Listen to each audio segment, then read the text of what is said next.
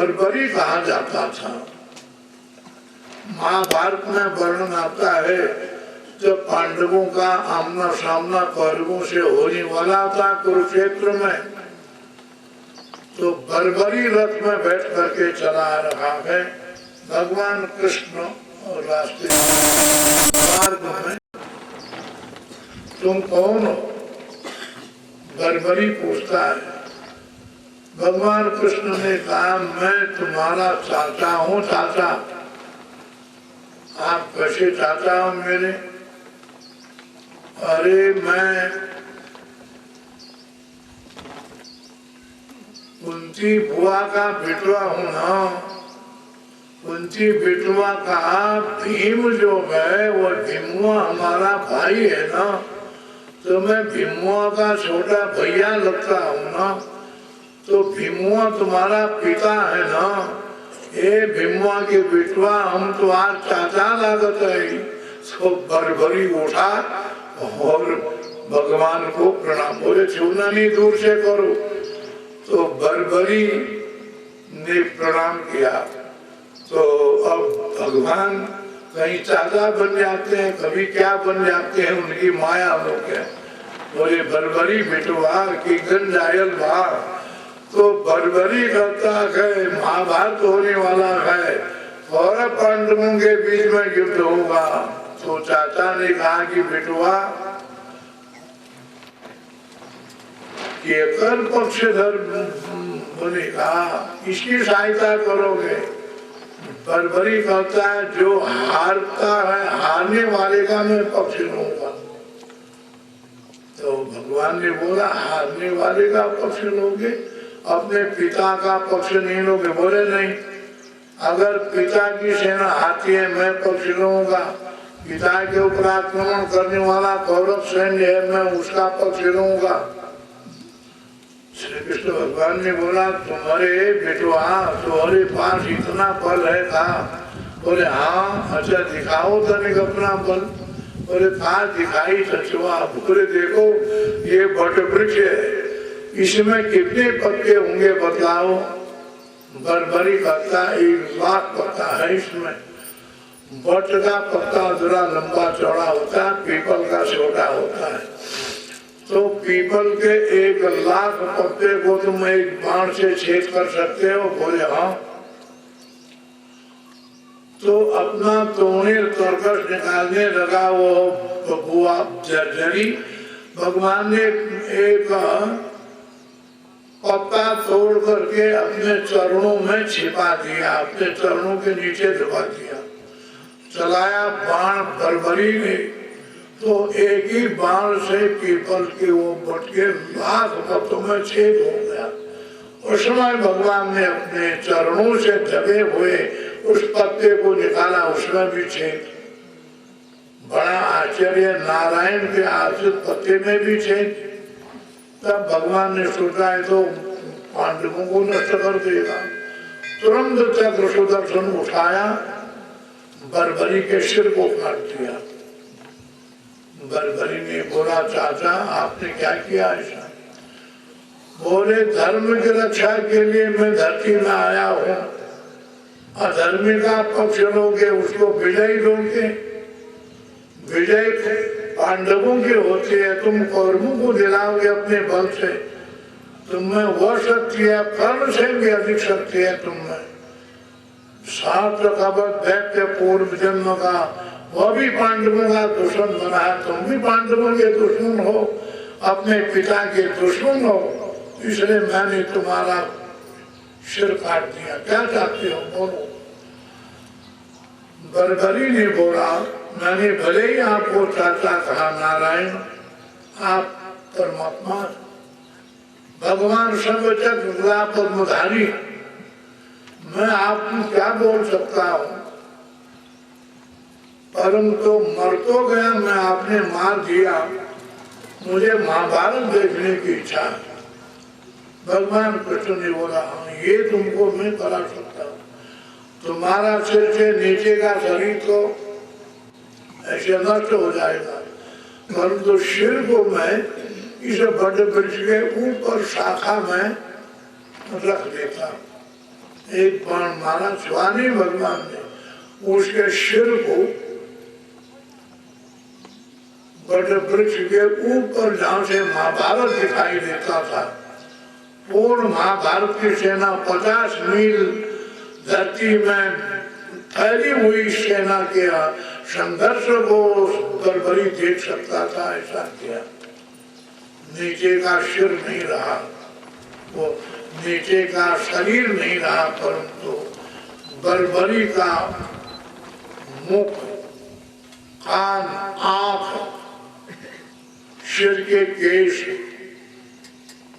और प्रज्वलित प्रातः काल प्रकट हो रहे हुए उदीयमान सूर्य की जो लालिमा है वो बर्बरी के आंखों में है। ऐसा केवल शरीर से रहित सिर,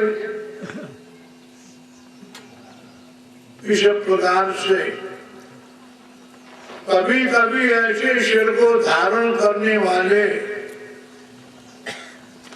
इस खंड के 10 मील के अंतराल में रहने वाले एक कोई विशिष्ट देवता है, कहते हैं वो कभी किसी को अपना शरीर से दिखा देते हैं, कहते हैं, और मुंह से बात कर देते हैं। ऐसा तो बर्बरी को ऐसा बल दे दिया भगवान ने, देखे रहना। तो महाभारत 18 दिन का हुआ था, अंत में बर्बरी को फिर मोक्ष प्रदान कर दिया। तो ऐसे भगवान ने और अक्रूर जी को भेजा था एक बार हस्तिनापुर में धृतराष्ट्र को समझाने के लिए, परंतु वारणावत नगर में भगवान की दया से पांडव जले नहीं। उसी समय द्रुपद महाराज पांचाल नरेश की कन्या अग्निकुंड से उत्पन्न हुई द्रौपदी का स्वयंवर हो रहा था।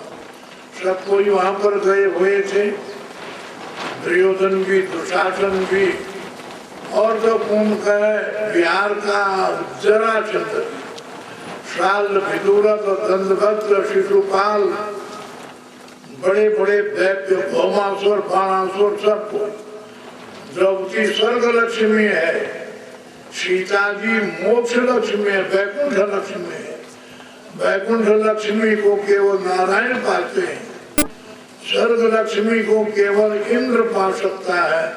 5 पांडवों के रूप में 5 इंद्र थे वो, तो कोई वो धनुष को उठा नहीं सका जिसे मत्स्य भेदन की करना था नीचे देख के आकाश में। ब्राह्मण वेश में भिक्षाटन करते हुए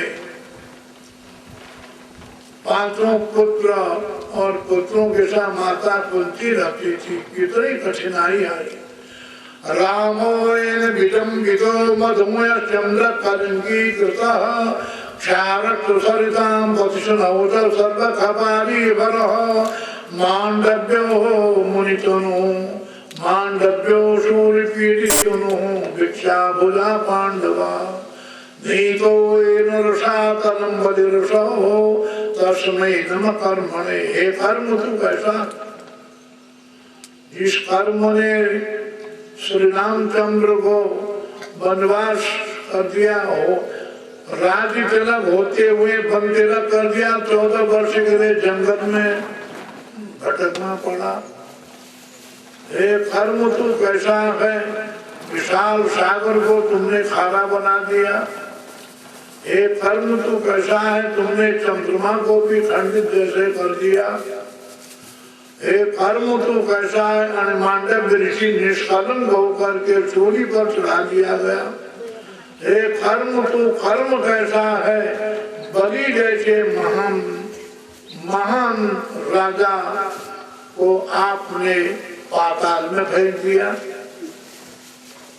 हे कर्म तेरे लिए नमस्कार है, प्रणाम है। तो ऐसा कर्म, कर्मा कर्म विकर्मे की भेदभाव की कहा वेद से कर्म क्या अकर्म क्या विकर्म क्या है, संदेह होता है लोगों को, निर्णय नहीं कर पाते हैं। कोई भी उस कर्म के लिए नमस्कार करते हैं कभी, तो इस प्रकार से ब्राह्मण के रूप में पांडव दूर खड़े थे, भगवान बलदाऊ सब कोई बैठे थे। द्रौपदी जी चाहती थी मेरा वर्ण श्री कृष्ण करे, क्योंकि ऐसा नहीं हो सकता था, क्योंकि अगर द्रौपदी भगवान कृष्ण की हो जाती तो महाभारत कैसे होता, महाभारत हुए बिना पृथ्वी का भार दूर कैसे होता।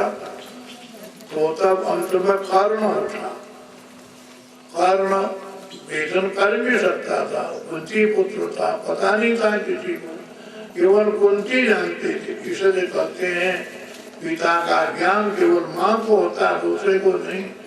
कुंती जानती थी सूर्य नारायण के सूर्य देवता के पुत्र है, परंतु कर्ण नहीं जानता था, केवल भगवान जानते थे और कुंती जानती थी। कुंती कैसे बता सकती थी। तो सब कोई कहते थे कि अधिरथ सूत का पुत्र है। वो उठा, द्रौपदी जी ने भगवान कृष्ण जहाँ पर बैठे थे उनके ओर देखा।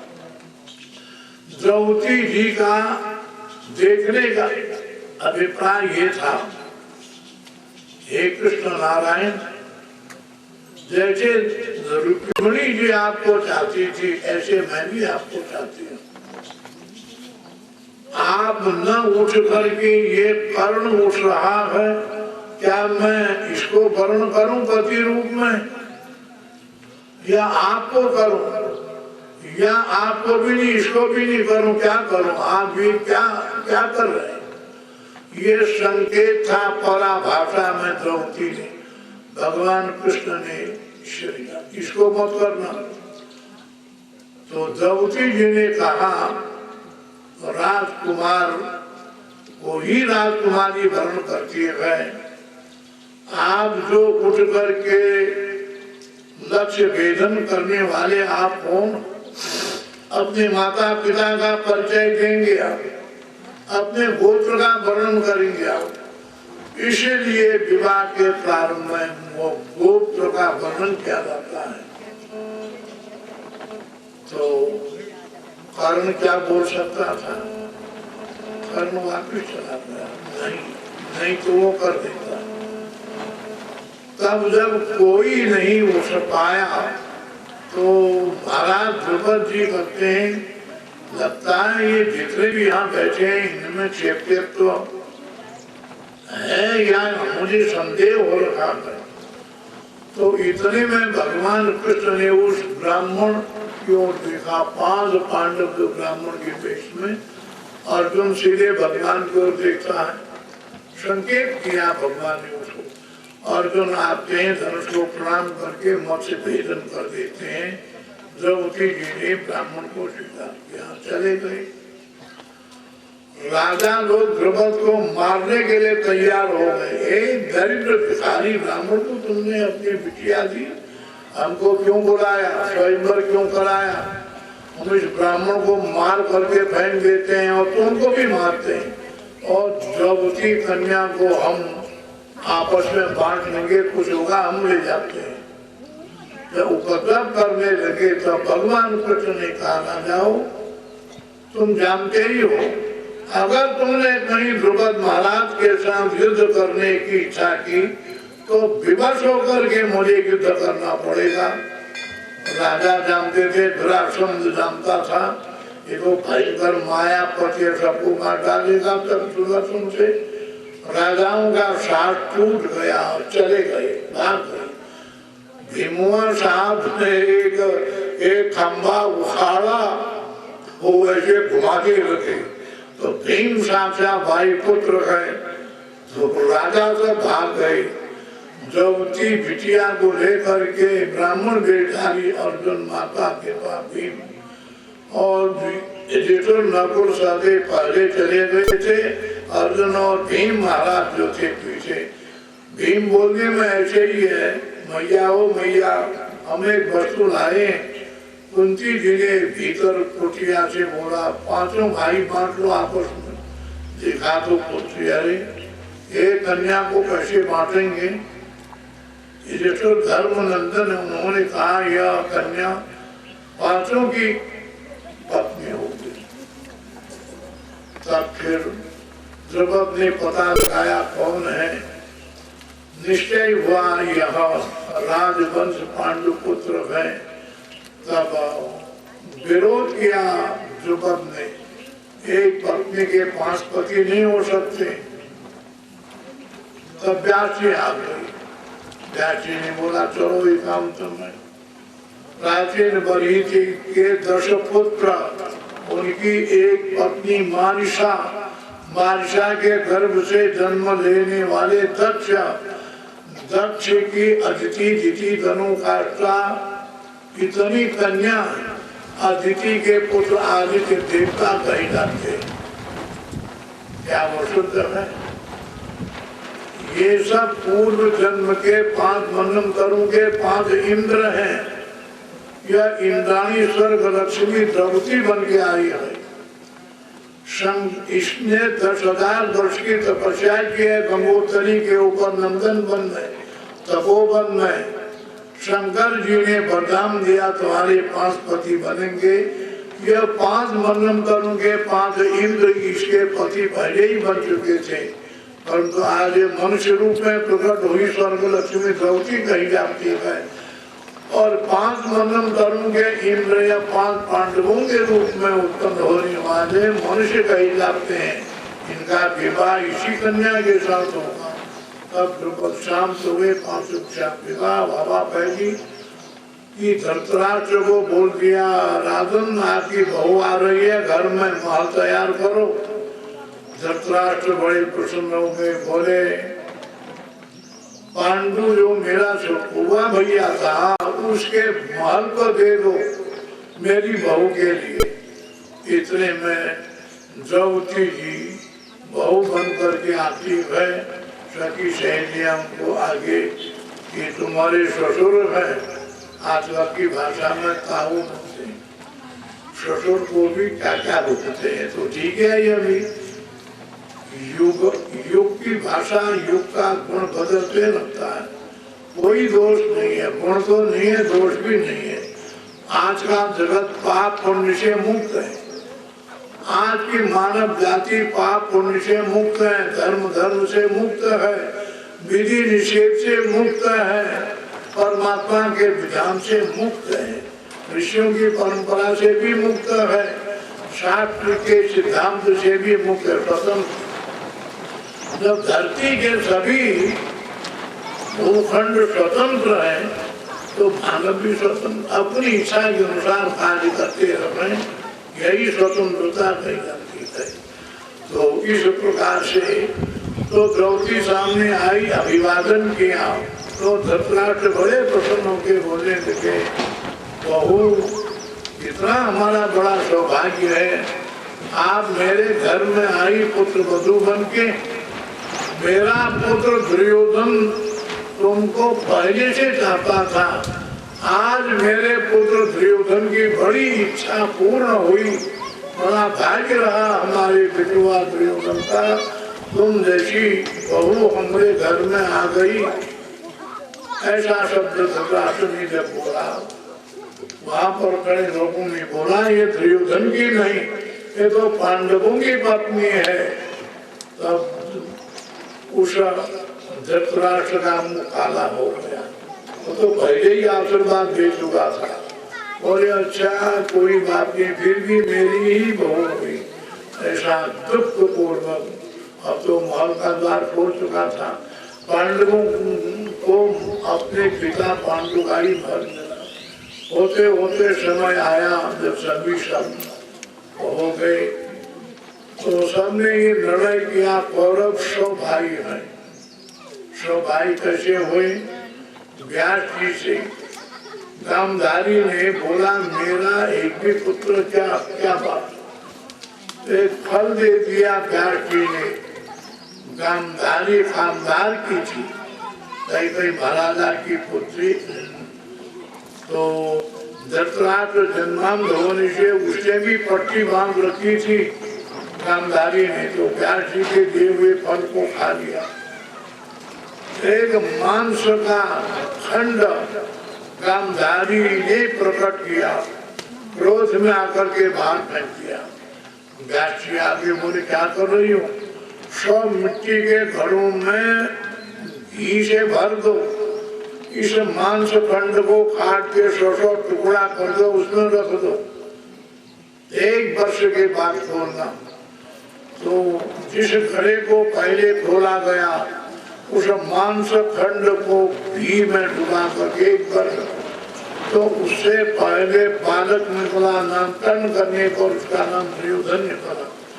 दूसरे घड़े का मुख खोला तो दुशासन। तो ऐसे ही 100 घड़ों का मुख खोल करके 100 पुत्र, वो थे गांधारी के पुत्र।